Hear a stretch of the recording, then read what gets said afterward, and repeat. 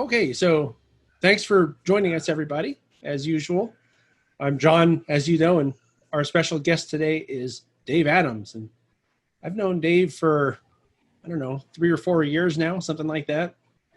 And my first encounter with Dave was uh, emailing him. I had done the layout tour, the now world famous layout tour of Jack Burgess's layout. And Jack was nice enough to send out an email to a bunch of his model railroading friends. And one of them was Dave. And I think within about 20 or 30 minutes of that email going out, I heard from Dave saying that he wanted to do a layout tour of his layout, which is one of the nicer layouts in the area. And he'll never admit to that. But welcome, Dave, and thanks for agreeing to do this, because I know that you have some good stories that people will enjoy. Well, yeah, it's amazing to be here. So we'll see how it goes here, John. It's pretty amazing, huh? Yep. So we have a list of questions or topics to talk about that we kind of emailed and discussed prior. So I'll try to stick to that, but usually I think of other stuff on the way. So as usual, Dave, if there's anything that I ask that you don't feel like talking about, just say so and I'll cut that part out. Yeah, I can always say no, John, when you go off script. So that's absolutely. Fine. Absolutely. So the first thing on our list kind of ties in with layout tours, and I'll give kind of a backstory and you can take over at some point. So one of the things that Dave and I did together was a couple of years ago when Jim Vale died, I got an email. I don't remember if it was from you, Dave, or somebody else, but Jim Vale was one of the people on my short list of layout tours to try to do, because he had a very good layout and was a known person, having written for the what's it, the Gazette, right? Short line? Narrow gauge and short line Gazette. Narrow gauge and short line. I always forget which one comes first. But he wrote hundreds and hundreds of articles, and I happened to know that Dave was one of his regular operating guys. They would go operate the layout all the time. So when I found out that Jim had died, I called up Dave and said, hey, do you know anything about what's going on with the layout? And I mean, not to sound like all I cared about was the layout, because I know that Jim was a super good guy too. So don't take it the wrong way. And we actually had arranged a time and I didn't realize that you were that close of a friend with Jim, Dave.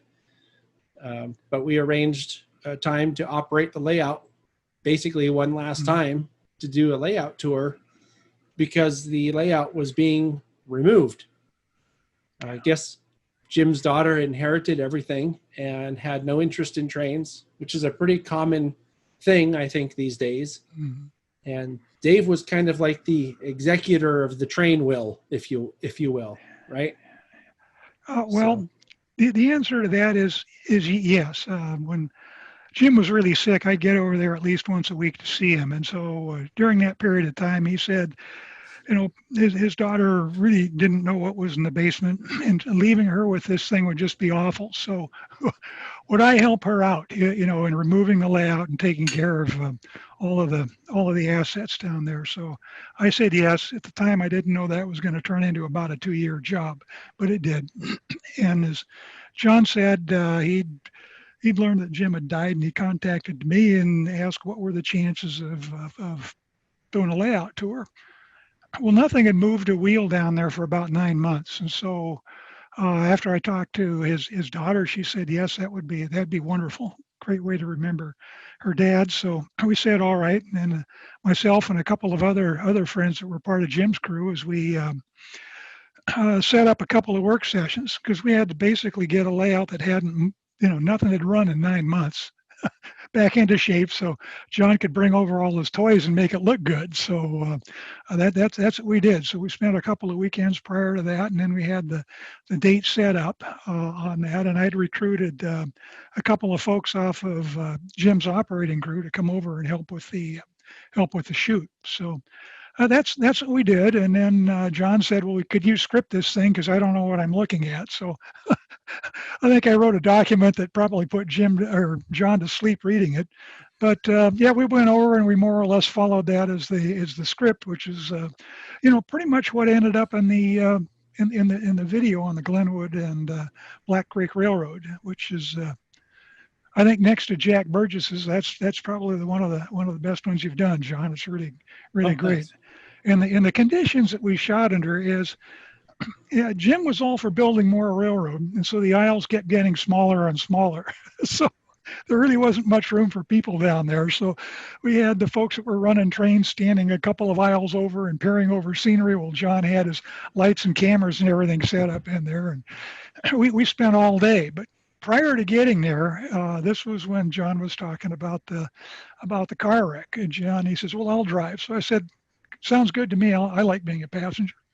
So he swings by, picks me up, and we're headed out, and we're on the expressway, and we're just about ready to get in the lane to basically get on the freeway going over to Santa Cruz. And that was when all of a sudden, out of the corner of our eyes and dash cam, is this guy came flying about 60 miles an hour onto an on-ramp to get onto the expressway, except we just happened to be there.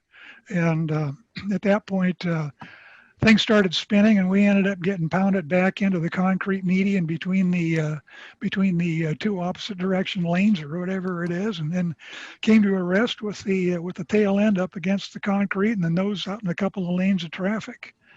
And it was good. A couple of good Samaritans stopped their cars, blocked the lanes, and yeah, John and I took inventory to see if we were still ambulatory, and decided we were.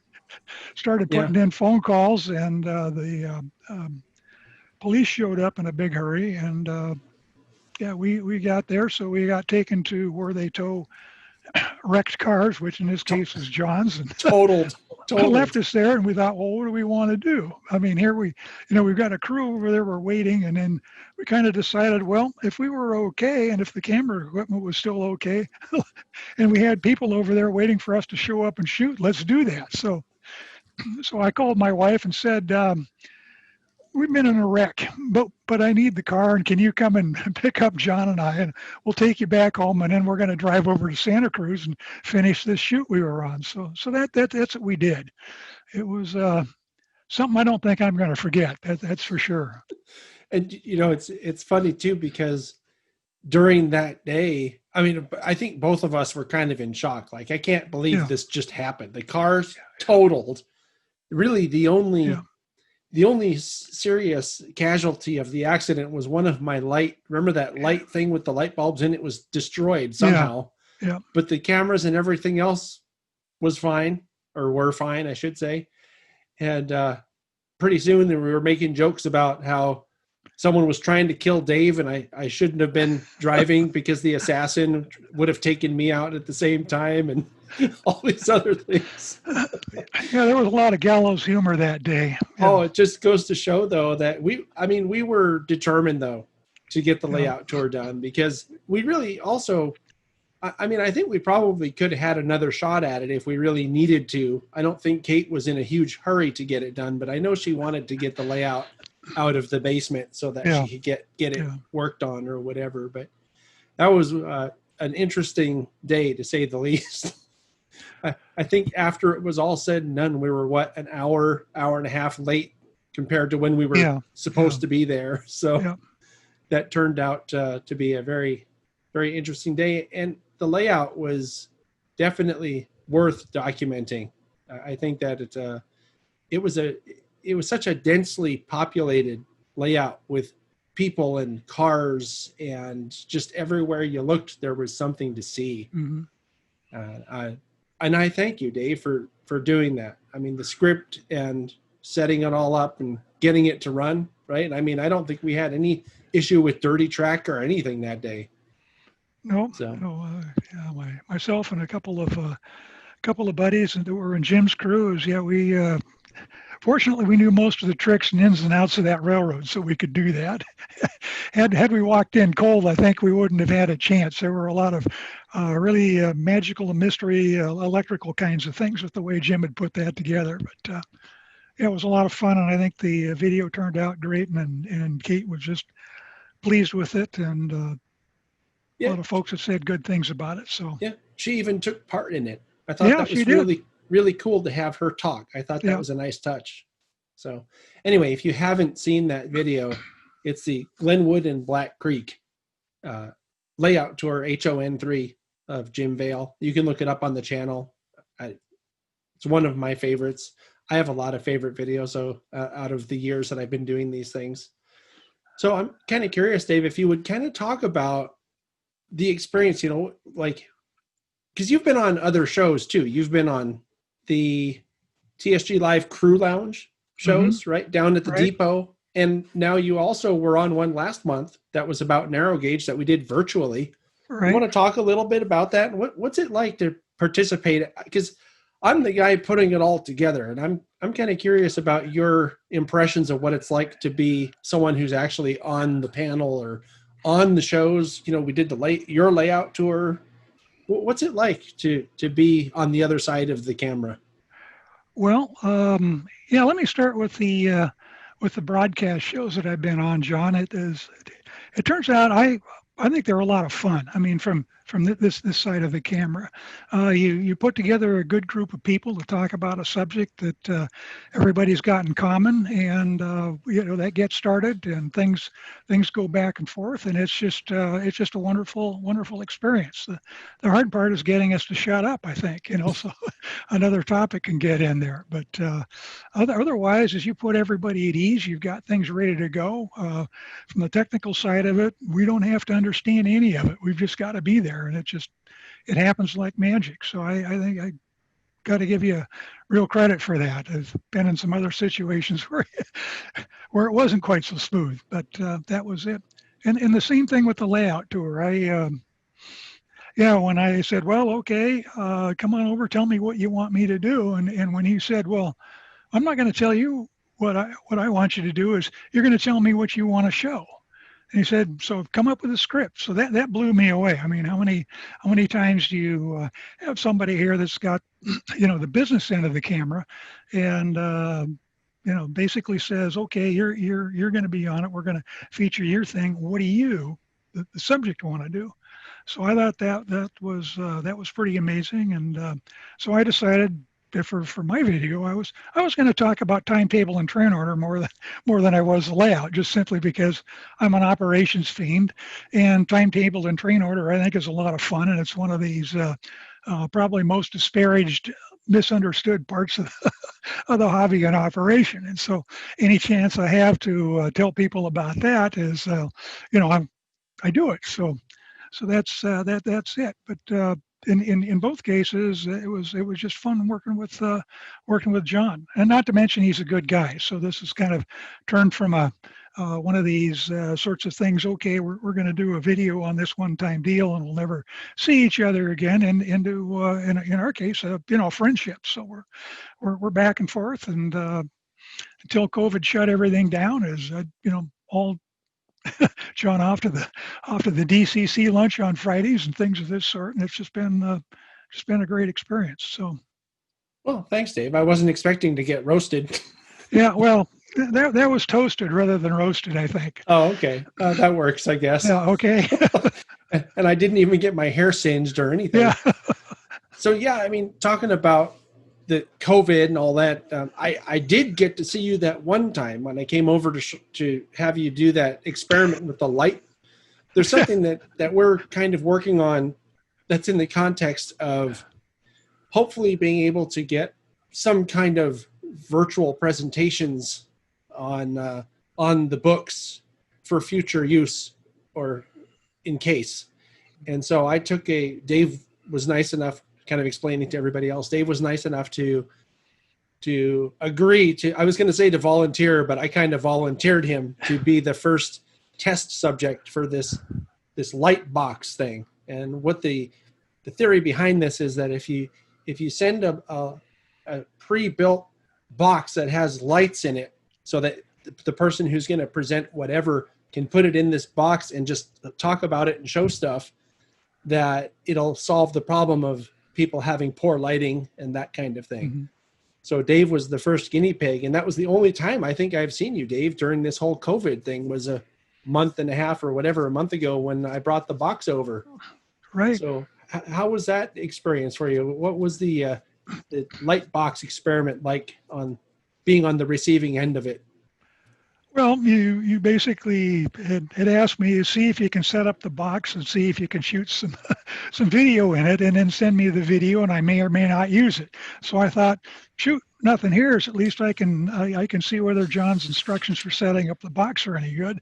So John produced a video to show how to set up the box, and so I watched that. And John arrived with the box, and then I finally got around to putting it all together and turned it on. And first thing I did was get out my still camera and take some pictures, and went back and looked at them on the computer, and I thought, this light box does work. This is kind of cool. So at that point I thought, well, let me get out the video camera, get that on a tripod, and we'll see what we can do. And so then I did that without really worrying about whether or not it was of any kind of production quality. It was just more a matter to see what we have. And one of the things I discovered is trying to even narrow gauge and quarter-inch scale is big stuff in this light box. And so that showed up as I'm trying to handle things and move things. And it's the box is, it's big, but it's not that big. I think HONS will probably work just fine. Once you get into the larger scales, it gets tough to show things. But so I shot that stuff and packaged up the video and sent that back to John. I kept the box because he had picked on another individual to give it another try in the Bay Area. So we'd arranged, and he came by and picked up the box for me. And I have no idea where it is now, John. I hope you do. Yeah, Earl still has it, actually. He does. Okay. Yeah. So interestingly, and I thought that was a worthwhile question, actually, because the video that's coming out a week from, as we're recording this and having our virtual hangout here, a week from today, that video that you recorded, Dave, is going to come out as the feature on Saturday. And I thought it was worth showing because the model that you show on that video in the box is a pretty amazing model. And I really liked and appreciated the fact that you talked about how you made the contoured roof and all that stuff. So that's kind of a little preview for everybody. I can't remember for sure if I previewed that one for patrons. Did you guys, anybody raise your hand if you didn't see that one? Okay, I guess I didn't preview it for patrons, but it'll be out next week. And I'm very much interested in if anybody has time to send me a message on Patreon or make a comment in the comment section of how you feel about how it turned out. I'm interested in feedback on that one too.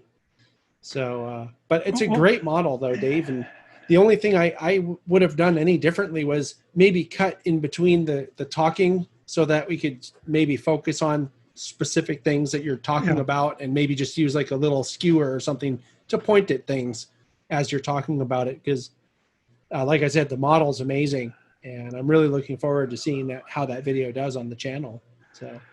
Well, you showed me the video, John, and I figured the reason you didn't show it to the train crew was simply because you didn't want half of them to quit.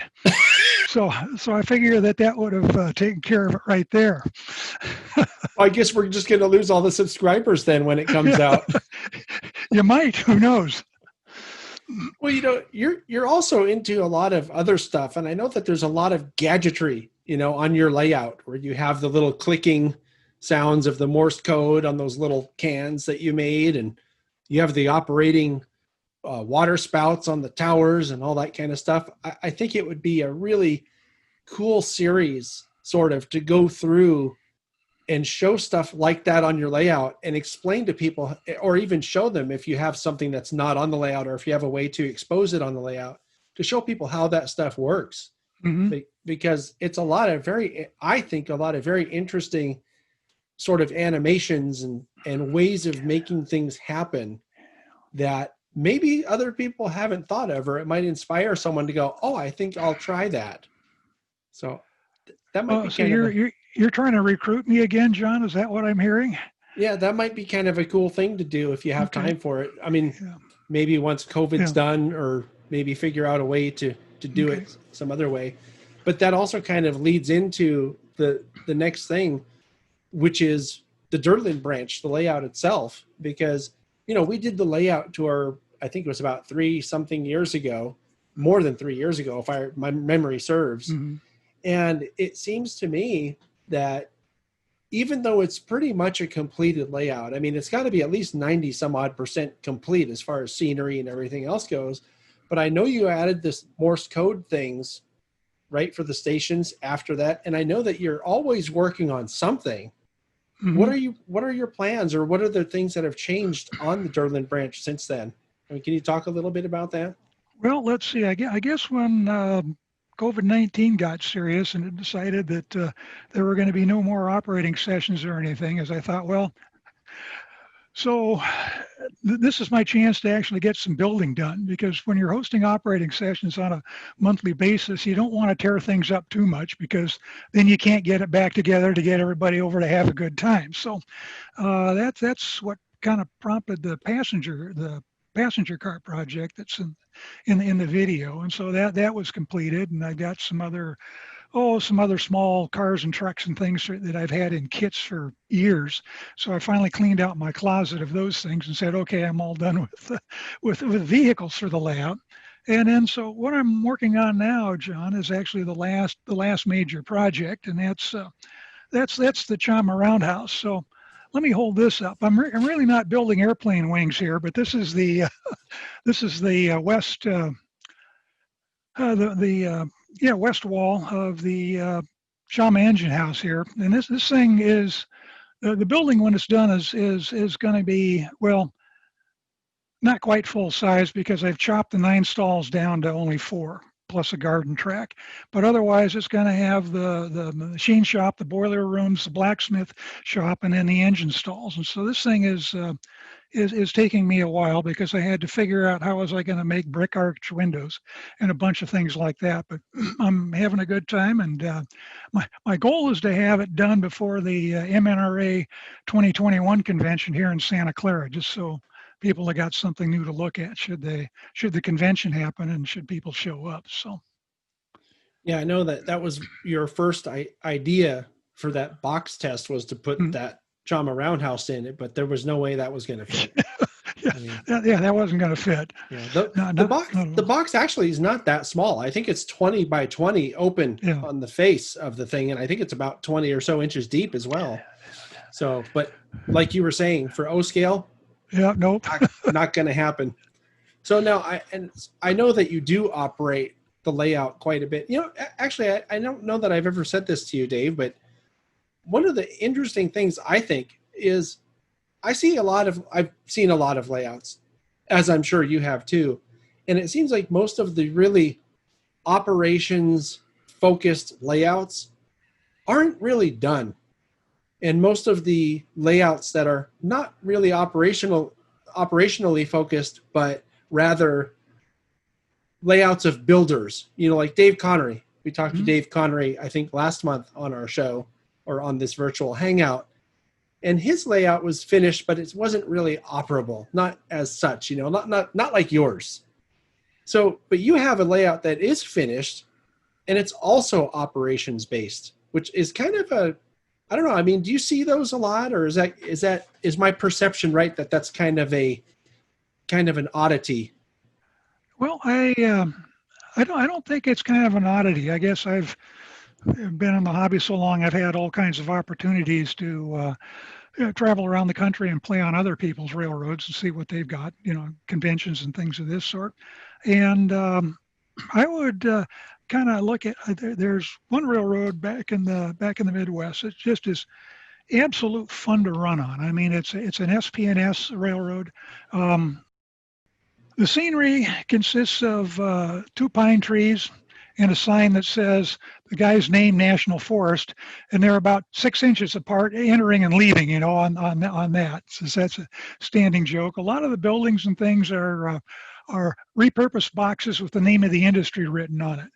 But the railroad runs well. The operating scheme is just marvelous, and you can't, if you like operations, you just can't help but have a good time on this railroad. So I'm going to put that at one extreme. The gentleman just got no interest in scenery. Yeah, he admires it on other people's railroads, but building it for himself, now not one of the things he wants to do. On the other hand, back in that same area, well, let's see, different area in the Midwest is you've got guys like Ken Ellers. He's got a completely finished layout, absolutely fabulous scenery. It's SN3, it runs like a watch, and he operates. And it's a great operating scheme, and I've had the chance to do that, and that was it. So you kind of got the two ends, and then you've got folks, and I'll just talk about Bob Brown for a minute. So anybody that's into the narrow gauge and short line stuff and the Gazette, he founded that magazine as a follow-on to Fine Lines thousands of years ago, and, and is still the editor, even though it's now a publication that's part of the same family that Railroad Model Craftsman is. But yeah, Bob's built dioramas and things of this sort, and he's built a large layout. But it's really a large diorama with a lot of mini scenes. And so there's a difference between Bob and Jim Vale. Jim likes to operate, so he built his to operate. Bob's not too sure, and the railroad really only moves if there's an open house. And then before then, he's usually calling for help to get things run because it isn't running that well.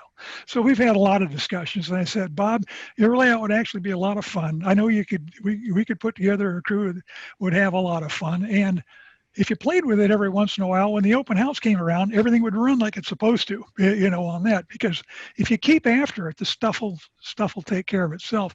So I think, when you look across the spectrum of model railroaders, they're all over the place. And it's, and if I just look at my experiences, it ends up being what the individual likes to do on that. And that's this hobby's big enough for everybody. So however you want to play with it, I just, in the operation sense, for people that haven't tried it, I say, well, you ought to give it a try.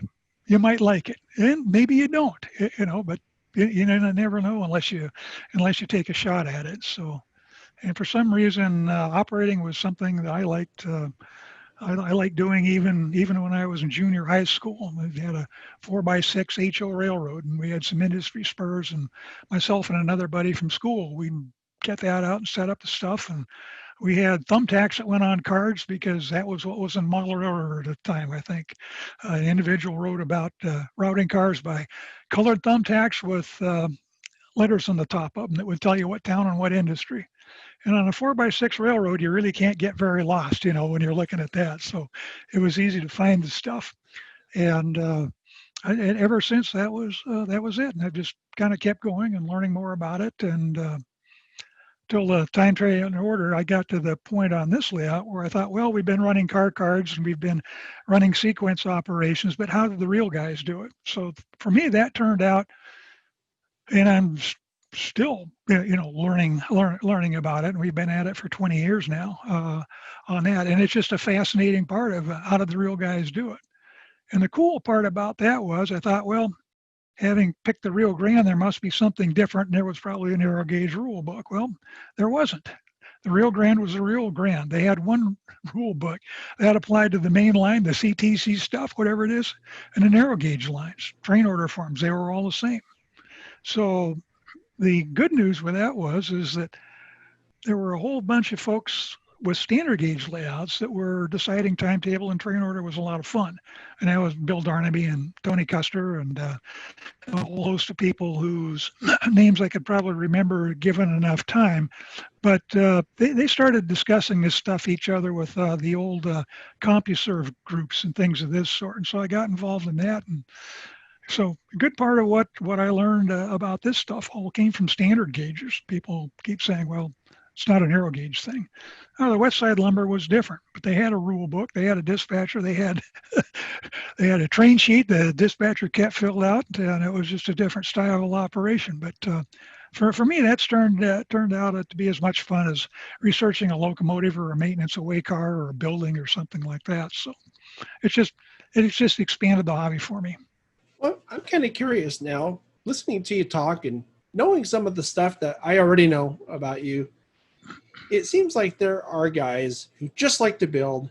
There are guys who just like to operate. I mean, and everyone in between. But it seems to me like, and also guys who just like prototype stuff. Some people just like to research. It seems to me like you like everything. How would you, what is the one thing in modeling maybe, or a couple things in modeling that you, or model railroading that you don't like? Well, let's see here. I know it's kind of a weird question, but I just thought of that because you do kind of enjoy it. You build, you operate, you do all this stuff. There must be something, right? Well, yeah, I guess the one thing, and this hasn't to do to model railroading, it just has to do with getting older and banging my head on bench work when I'm crawling around trying to do something under the layout. That's that's one thing I don't like.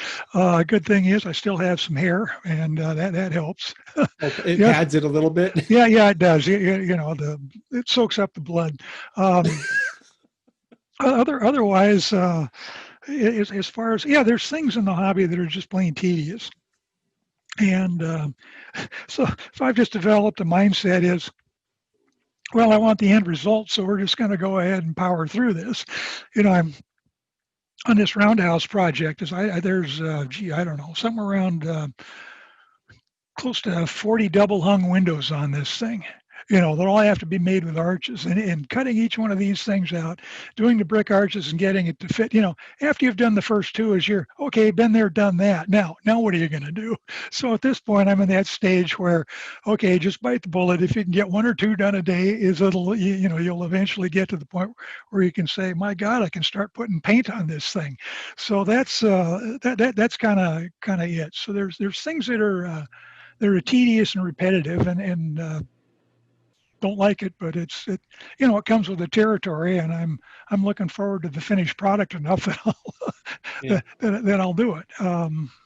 I can relate, Dave, because there's the same thing in video production where there's editing, especially, can be very, very tedious, and I call it going through the slog of getting through a project.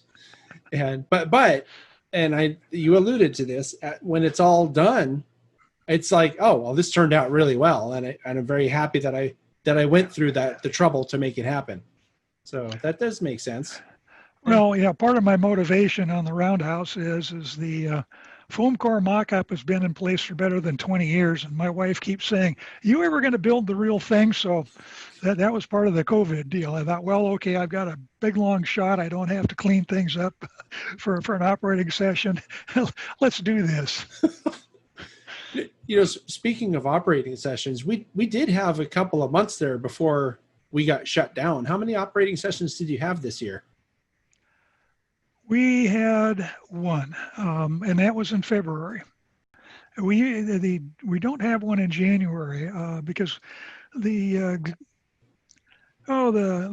Glenwood and Black Creek guys and the Durlin guys is we've just basically picked the fourth Saturday of the month and declared it ours. So anybody that it's sort of in the Bay Area, there's a number of operating layouts. So everybody has kind of staked out a particular date or time of the month on that, and we try and not step on each other's toes. I mean, that still happens, but it's not that big of a deal. So we don't operate in January because usually that fourth Saturday ends up being on the weekend before Super Bowl, and that's when we have the annual Bay Area Layout Design and Operations weekend. So I'm participating in that as one of the part of the committee usually, and go from there. But otherwise, yeah. So we got the one in February, and then we were getting ready for the March one, and the word came out from Santa Clara County saying is all of this nonsense is going to stop. Yeah, we think we've got a problem here. So what went out was well, no point in proceeding, guys. We're going to put this on hold, and we'll see what happens throughout the year. And it sounds like from what's been going on lately that there won't be any for the rest of the year, most likely. That's true. We've kind of concluded that, so we're doing that. And as far as the group goes, is we're setting up a Zoom call amongst ourselves for the day after the Saturday of Thanksgiving on that. And so we've done that periodically. Otherwise, what we've been trying to do is because we're a bunch of old guys and we know how to do email, but not much else, is we've been emailing the group with photos of our latest progress on whatever the projects are that we're working on and things of this sort. So we've certainly tried to keep in touch and keep things going, and everybody's looking for the day when we can start getting back together again. So I am curious about something else though, Dave, which is what about next year? I mean, is it possible to even plan for operations next year? Like, what's your thoughts on that? Well, so I'm an optimist, and yeah, being an engineer is I've got spreadsheets and plans for about everything. I mean, there's anything I'm hell for, it's basically documentation. Otherwise, I wouldn't be able to keep up with the beast down at the other end of the house. Um, so yeah, I've already started outlining what a schedule could look like in 2021, and toward the end of the years we'll get that out and say the first part of this is probably all fiction and isn't going to happen. But what do you think about the latter part of the year when people have been able to get vaccinated and things of this sort, and depending on what the authorities say, we can pick it up again. So yeah, I haven't given up, and we're still trying to put out a schedule and see what happens. I mean, I guess that's a good pragmatic approach, because that way, when you are able to, it's already planned, right? Yeah. And you just kind of, okay, come on over and let's get this done, right? Yeah, and we try, we rotate around among various layouts in the group. Usually it was just Jim and I, and occasionally Guy Cantwell or Gary Schrader. And Gary's an O scale standard gauge guy. And so I'll just kind of get back on my passion for operation here for a minute. And this guy is a master craftsman brass basher. I mean, his big time SP, big time Santa Fe stuff. If you want to see gorgeous motive power, Gary's got it. And he just recently told all his clients he'll finish up his next 2 years of backlog for him. But otherwise, he was going to start working on his own models again, so he wasn't going to take any new custom orders. But he's got a railroad in his house, and it's essentially it's a 2-track loop on that, with a big passenger terminal and a huge stub end freight yard and a monster engine facility, because he likes locomotives. And yeah, he's put together some really fun sessions. What he does is he uses the main line as staging. And so it's really all terminal operation, both the freight yard and the passenger yard. And what's staged out on the loops are trains, and because it's SP and things, and helper territory and helper locomotives.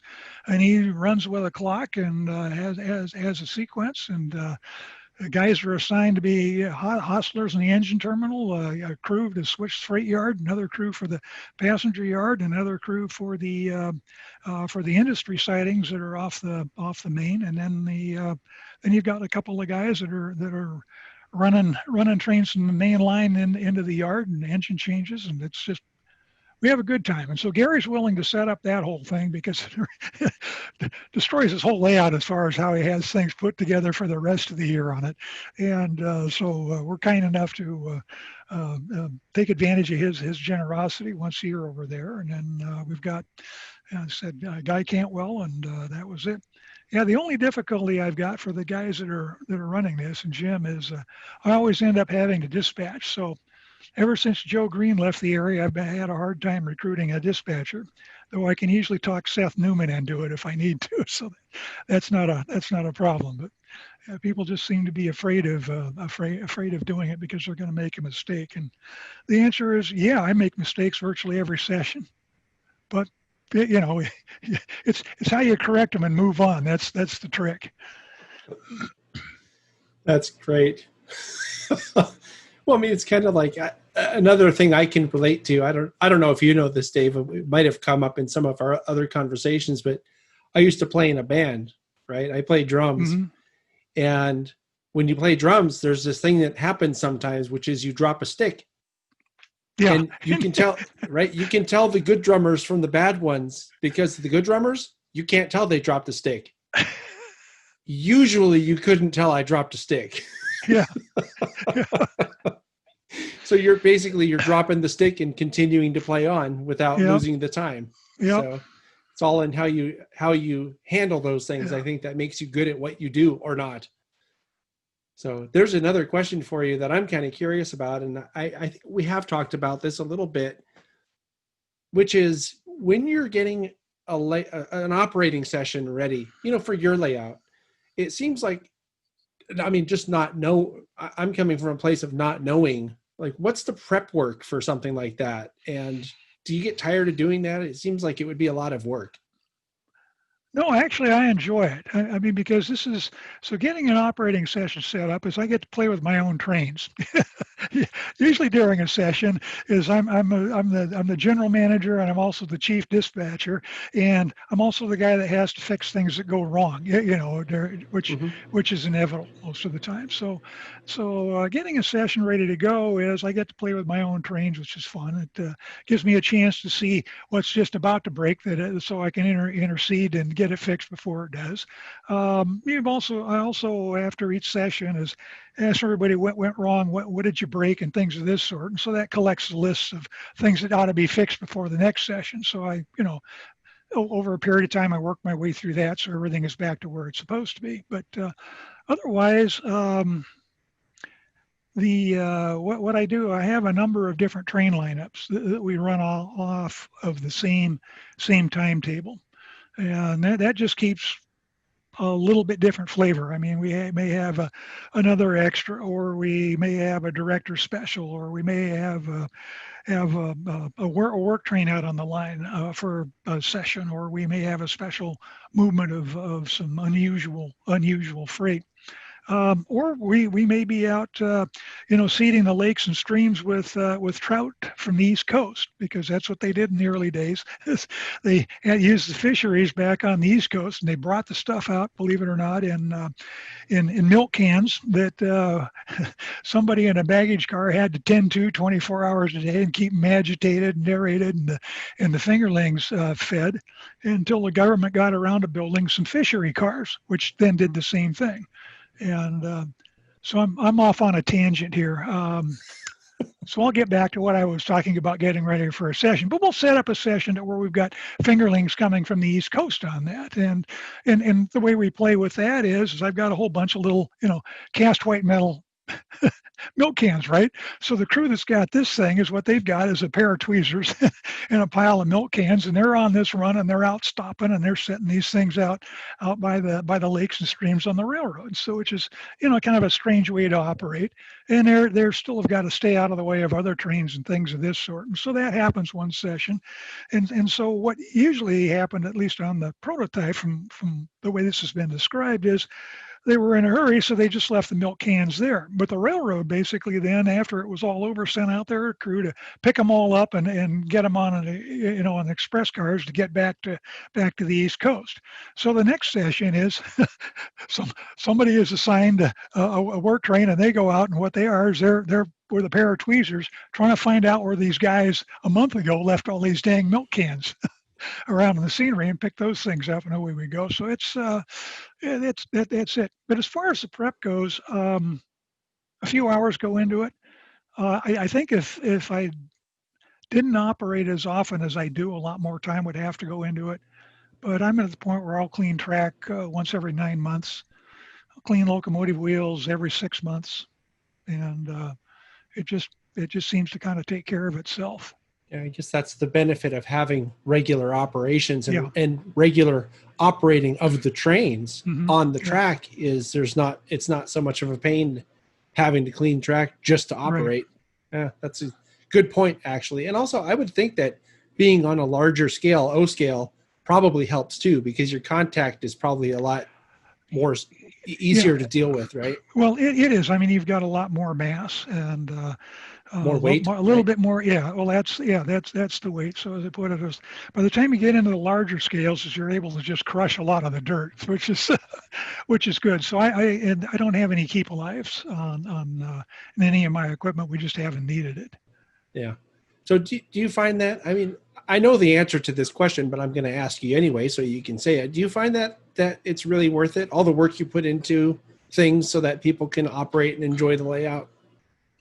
Oh, sure. I mean, we let's see. I guess we have a good time, and the amazing thing is people keep coming back on that. And so that says we're everybody likes each other's company. We're having a good time, and yeah, that's what the hobby is about. I mean, it's about building stuff and making friends, building right? friends.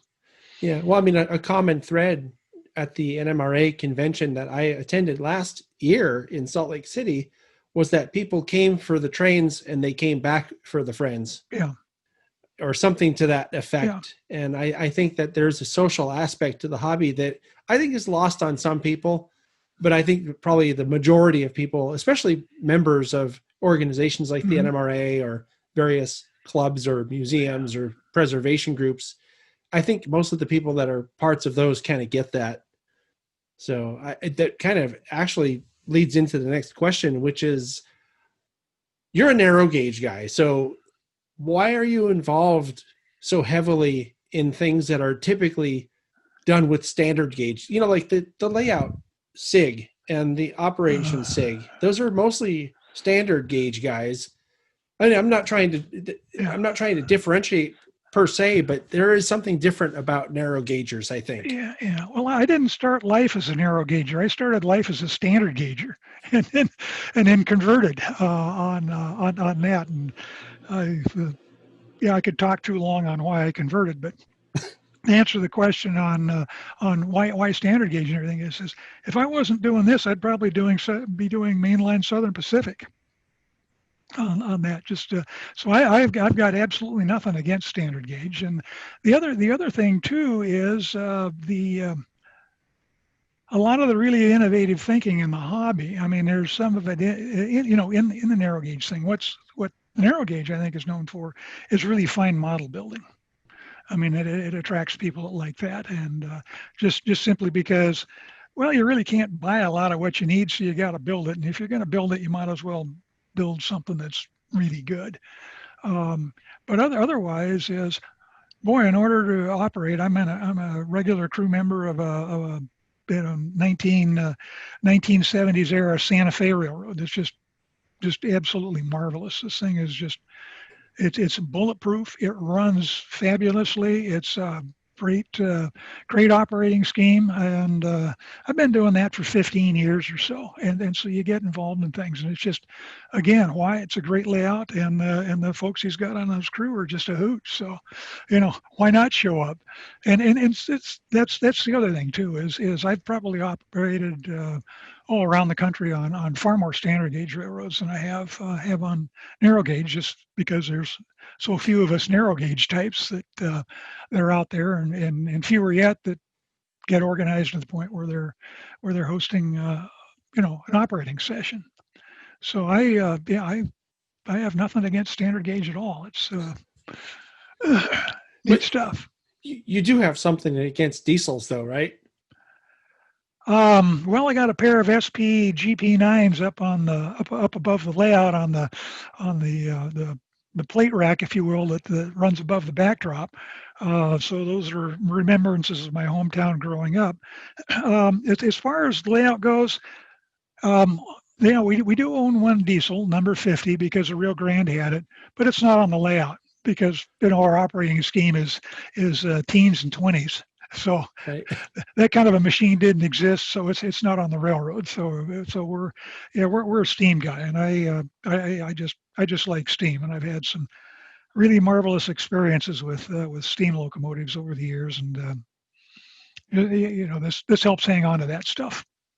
One of the things I've noticed, and you can only experience this if you experience steam in person, is the difference between a running diesel and a running steam engine. And the difference is so vast. Mm-hmm. Your steam engine is like a living, breathing, you can hear it breathing. It exhales a lot, and one of the interesting things, and I didn't realize, Dave, until, I don't know, more recently within the past year or two, that you've been involved with a lot of live steam type stuff. Like, I forget the name of it now, but there was the brothers up in the Santa Cruz Mountains that had their, I'm trying to remember, I'm so bad remembering names. But, well, that was the Glenwood, South Park, and Pacific. Right? Those are all over Reedley now, right? Yes, all of it. The steam locomotives, a good part of the rolling stock is there. One of the cars, when Jim died, and I had to figure out how to dispose of his estate. Another car went up to the Redwood Valley Railroad up above Oakland that Eric Thompson got going years ago, first in 12-inch gauge, and then later moved it up to 15. And Jim and Eric were real good friends, and so a lot of what we had on the Glenwood South Park Pacific was Eric inspired locomotives.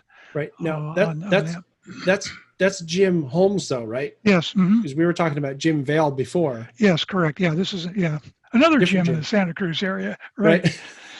Yeah. So I've got about 20 years of big two butts in a cab, live steam on that, and once you get the chance to do that and run and handle that stuff. And I've been part of up at the Redwood Valley at night after the other engine was shut down and the one I was on was still the last one alive, was switching out 30 cars for get the trains made up for the next day in the dark. And that was all done with just whistle signals and just lanterns dancing in the night to get up and down. And just running that experience was cool. The other thing was as a young man, early teens, approached me and said, could he ride with me? So I just said sure, and that was just great watching how much fun that young man had as we were just shunting back and forth and watching the lanterns wave, and I ran to them, and then that same evening there was an additional complication. The air compressor quit, so I got a little flavor of real old time railroading where your brakes were horsing the Johnson bar over and working a little steam in reverse or whatever it is to manage things. The guys on the ground never knew that I didn't have any air anymore. Oh, interesting. I was just running just a little bit more cautious or whatever. But those kinds of things make an impression on you, and it's carried over into how I play with my trains, the electric ones at home. I'm much more cognizant of how these things behave and what they do and what you got to do to keep them going. And so it's just, for me, it adds to the fun. And I'll put a plug in for one of your sponsors, and that's Soundtracks. I think they've got it pretty close to right with the Tsunami too. On that, as far as being able to play with the Johnson bar and the things you can do with the CVs to set this thing up to behave like a real steam locomotive. I do want to get to questions. So if anybody has a question, have it ready, because we'll do that live here in a minute. But there was a question that came in from Andy. He's interested in knowing if you can use a remote dispatcher.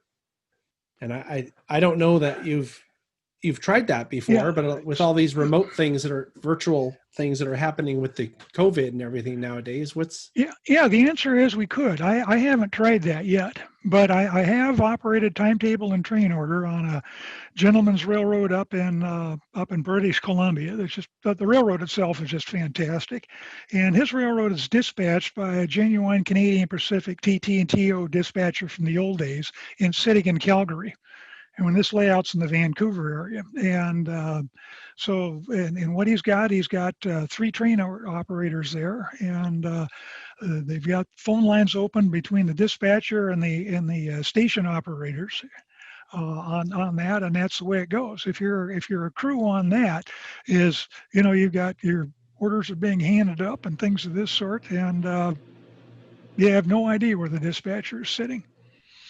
And that works great because what it is there you've got between the dispatcher and the operator there, you've got the dispatcher dictating a train order, and you've got the read back, and you've got the OKs, and seeing as how this guy was a real guy on that, is they do it by the book on that. And this is one of the things that Mike really wanted to do, was basically have a genuine timetable and train order experience on his railroad. So to try and do that here is, we just have to have a dispatcher that was willing to do it. We'd set up a phone communication there, and the desk I use is the dispatcher's desk. We turn into an operator's desk, so the dispatcher and the operator are talking back and forth, and the crews are going into the operator's office to pick up orders, and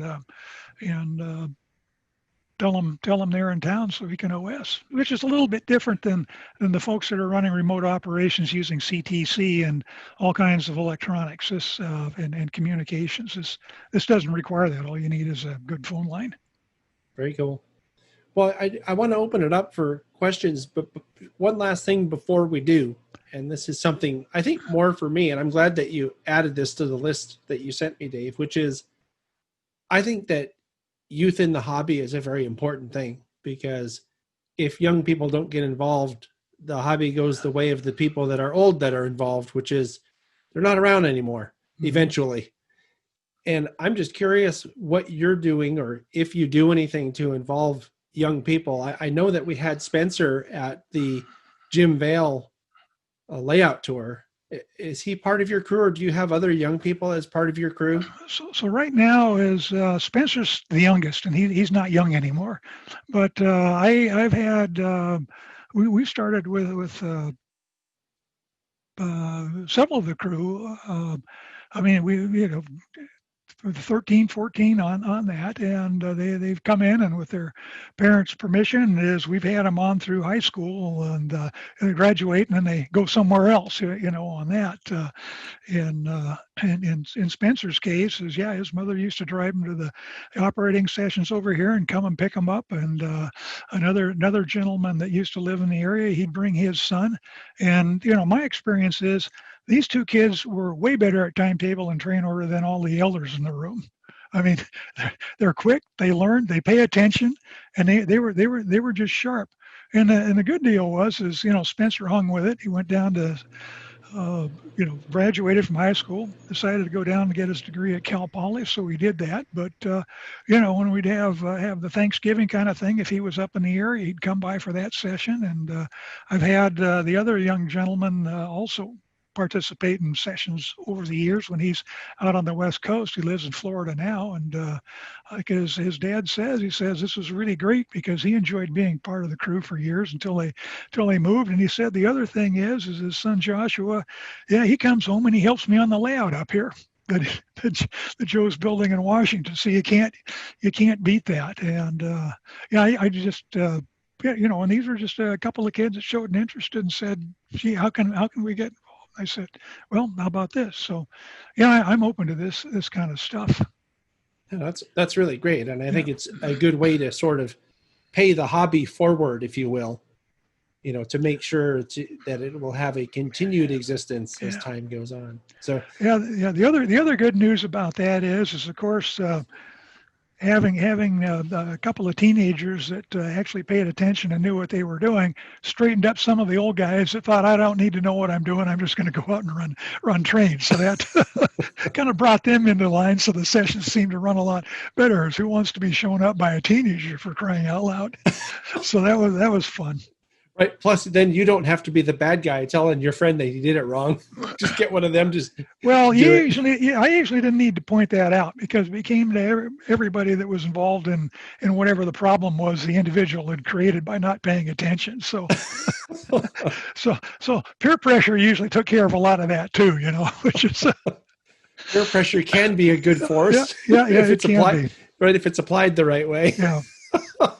Okay. Well, we've been going for a little over an hour here, so let's open it up for any questions that anybody as a participant has, and then we'll wrap things after that. So at least on my screen, I have Bill first. So why don't I just see if I'll go for each person through the thing here. And do you have any questions, Bill, or comments that you'd like to make? Oh, just that I really enjoyed it. I mean, Dave would never admit to it, but I mean, he's a legend out there with us narrow gaugers, operating with legends, Cliff Grant, Jim Bale. I mean, these guys are just giants of narrow gauge.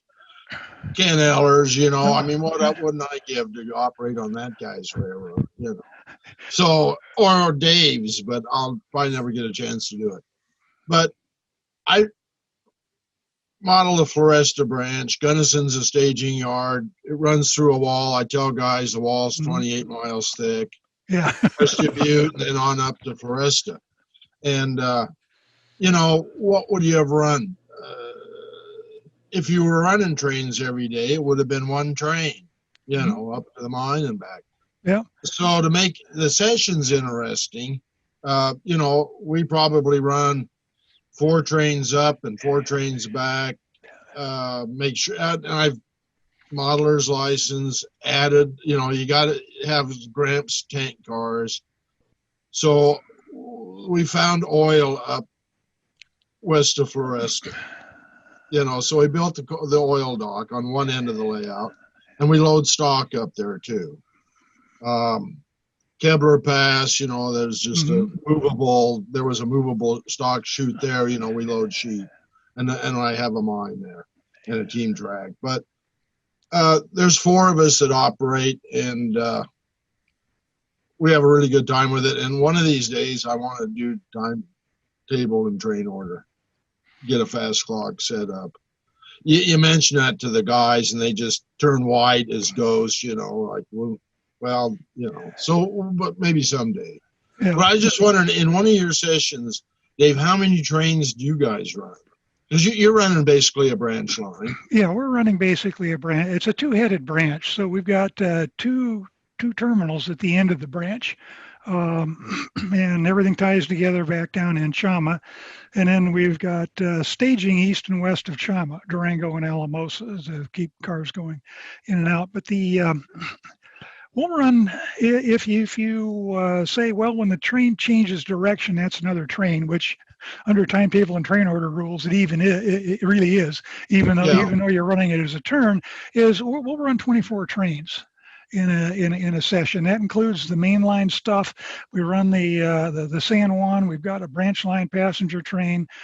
Flint is served by a scheduled mixed train, and then we're now at the point where you mentioned Florista on that. So yeah, what I've got up at a place called Flint is a condensation of the CF&I breaker at Florista, because I just love that building and I like coal trains. So even though the 4th Division didn't have those, that's what we did. The other thing that will be of interest to you, Bill, is if you read the first Lathrop book, is he talked about how they ran trains up there. They said, well, you had this scheduled train that was a mixed, that left at Gunnison in the morning, rattled up there, you know, took care of the passengers, the general freight in Crested Butte on that, turned around and basically came back. Well, they were running so much coal out of the mines up around that area. The crew went to Beans. They serviced the locomotive. They put together another train, no combine this time. It wasn't a mix, and ran a string of essentially coal cars up there, and then did that in return. So the Rio Grande was running 2 to 3 trips a day, you know, when the mines were really producing. So you're right on the money with what you're doing. Yeah. Well, yeah, Lathrop talks about when he ran the switch engine at Crested Butte. I mean, that's when they go to Floresta and up to Smith Hill, and, you know, bring the coal back to Crested Butte. But we've got westbound and eastbound are 2 different number trains and that. So, and I modeled a rule book timetable with all the information to operate the layout from what you've done. Mm-hmm. Even naming myself the agent of confusion. Yeah, okay. Yeah, no, I just really always been in awe of all your stuff, Dave. And I hope you don't mind mimicking some of your great ideas. No, everything I do, I've probably stolen from somebody else. So I mean, that's the great part about the hobby is I think part of the layout design SIG, our motto is make only new mistakes. Because a lot of the ones, if you pay attention to what other people have done, is you can avoid making mistakes people have already learned from. All right. No, it's been terrific, John. Yeah, thanks, Bill. I appreciate it. I figured you might have something to say because you usually have something. And I made a comment over there earlier in the program. I'd be really interested in a little program Dave's showing some of his tricks on animation and special effects. I'm kind of into that. Right, the gadgetry stuff I was talking about. Yeah, I think that would be kind of cool. And Dave, I mean, I'm not intentionally putting you on the spot or volunteering you for anything. I think you brought it up once on our way to one of the DCC lunches that you thought that would be kind of a cool thing. So I'm just bringing it back up because I'm definitely interested. I didn't want you to think that I had lost interest or wasn't interested. I No, think I'd that would be, forgotten. I even brought it up, John. So, yeah, no, yeah. I'm always willing to try and help out and see that what you've got going here has got stuff to show people. So, yeah, Yeah. let's do it. I think it's good because I find that people that have done these kind of interesting things can actually inspire other people to try something they haven't done before. And to me, I mean, I'm gonna self-indulge for a moment here. I'm kind of I feel like I'm kind of an outsider. You know, like I'm more of a. I always say that I'm more of a video guy and less of a modeler, which by the amount of time that I spend on either one of those endeavors is absolutely true. I spend more time working on videos and producing videos and trying to uncover information for other people that I don't have time really to do modeling. But when I do modeling, whether it's working on a model or trying my hand at weathering or going to an op session, because I go to do op sessions all the time when we're not COVID restricted. I'll operate at Silicon Valley Lines or go up to Crockett and do ops at the CMRS anytime I get a chance to, because I really do enjoy it. But finding stuff that I can share with other people, like if you learn something, putting those gadgets onto your layout, and maybe it will inspire Bill to try something. That's what really brings me joy in the hobby. It's kind of on the outskirts of the hobby, if you want to look at it that way. But I think of it as still something that expands the hobby and makes it more accessible to more people, because they can just watch a video that explains how XYZ was done to get that inspiration. So, you know, when I volunteer you for stuff, it's not as self-serving as maybe it might seem. But I wanted to ask Cindy if you had a question, Cindy, or no? Usually not. Okay. Paul, did you have any questions for Dave? I just wanted to thank Dave very, very much. Really enjoyed the narrow gauge panel. That was really good. Just got a big Christmas present the other day from Southwest Narrow Gauge.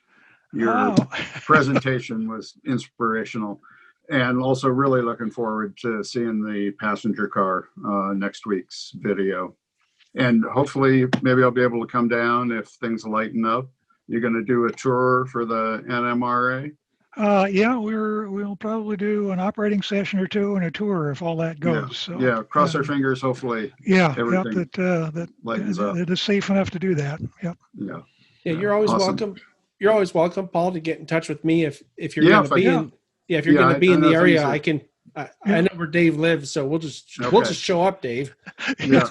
What's he going to do? About right. Yeah. What's he going to do? Say no? There's people wanting to see his railroad.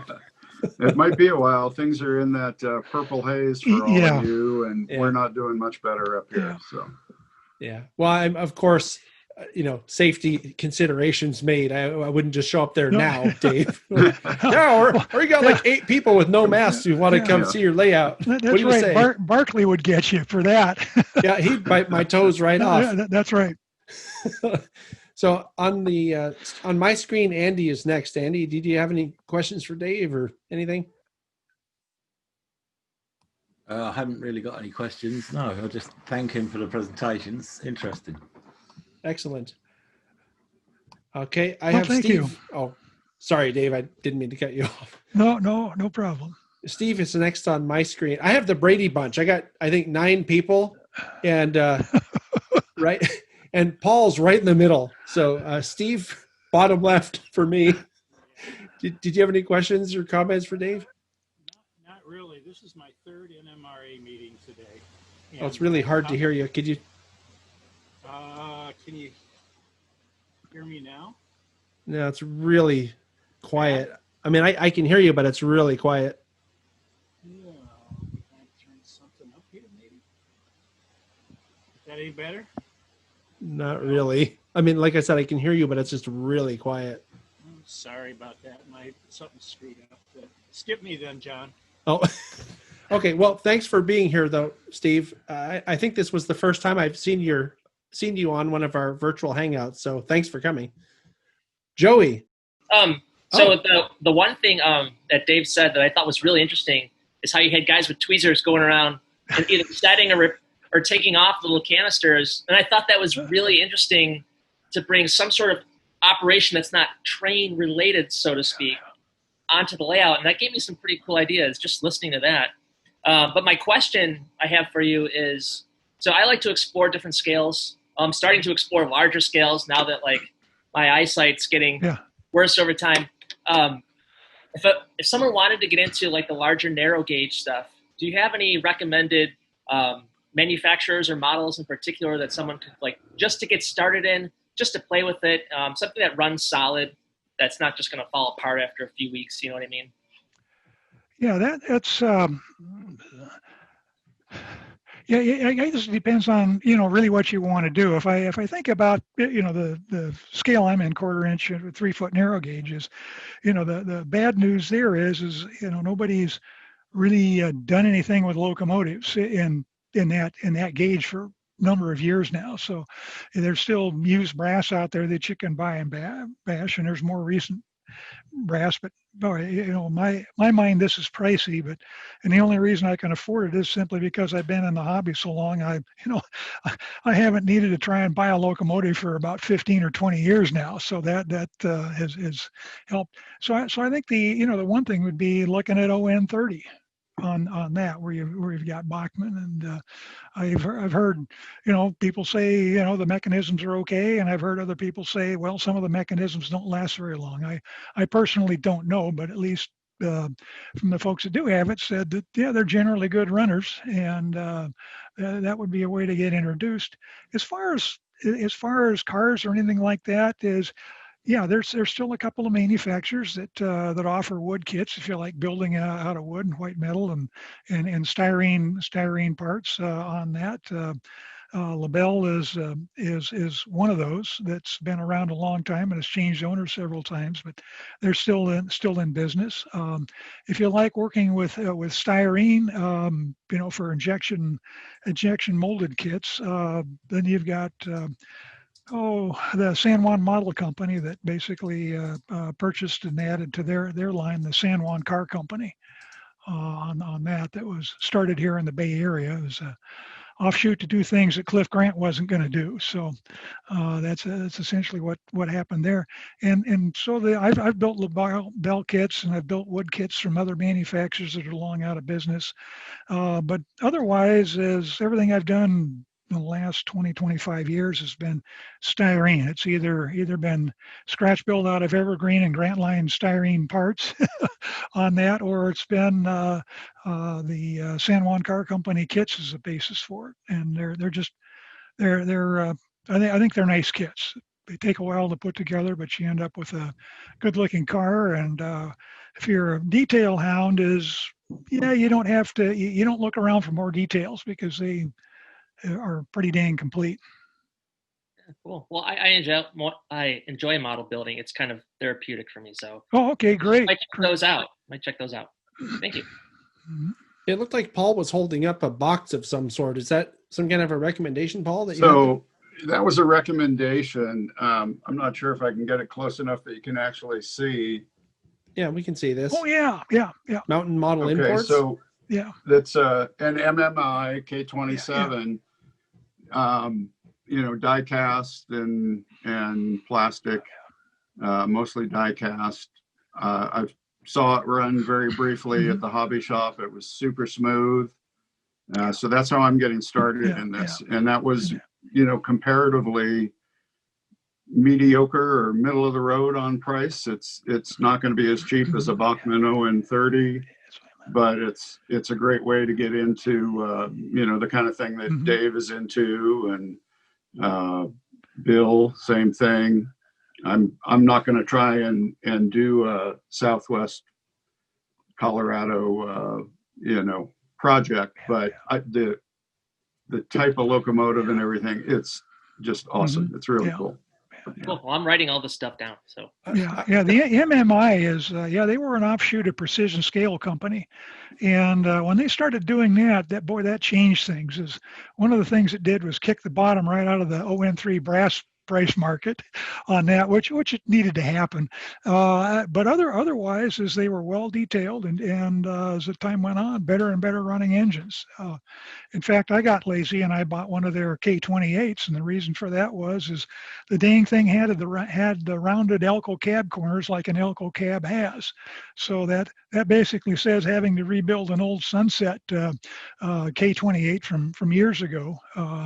That's still sitting under the layout, and I'll probably never get around to it. But otherwise, price-wise, is the MMI was better, and it came painted and ready to run. The only caution I would have is if you're going to put DCC in it, you're probably going to want to take out all their wiring and start over.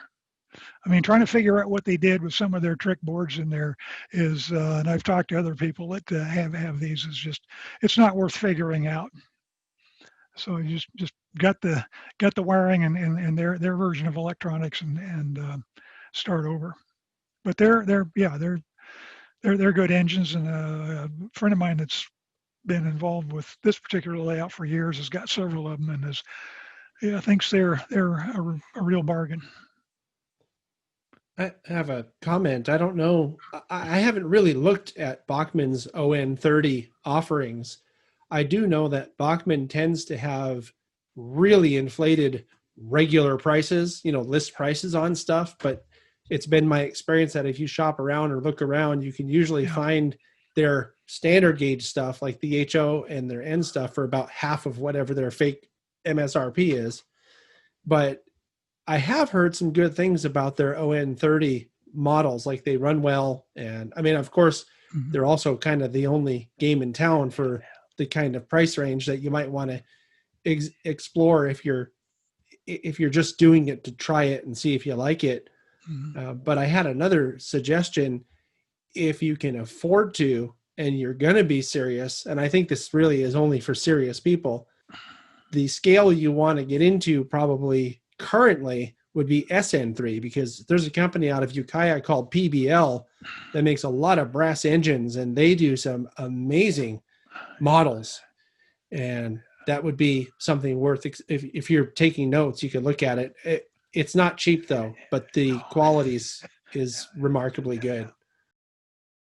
I think Cameron is on the last square here. He hasn't been on video for a while, but I'm assuming he's still listening, probably working on a model or something. But Cameron, did you have any questions or comments for Dave? No, I just appreciate you guys letting me join in and enjoy this. Great. Well, and thank you for being on the train crew. I do want to go, because we've been going for a while here, but I do want to ask you, Dave, because it was one of the things you'd mentioned on the list of stuff. And I'm kind of curious, just for my own satisfaction, to know the answer to this question, which is, how did you put it? Why did you decide to be a part of the TSG Train Crew? And we'll go after that. Oh, okay. Well, I think after I saw what you were doing with Jack, is I thought this is really good stuff.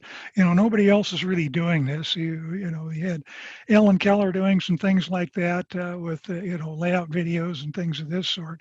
But it looked like you were trying to cover a whole lot of things, and it was going to be put together in some sort of a form and be available through YouTube. There's an awful lot of stuff on YouTube, and I've watched some of it, but most of it I haven't. There's just too much to watch.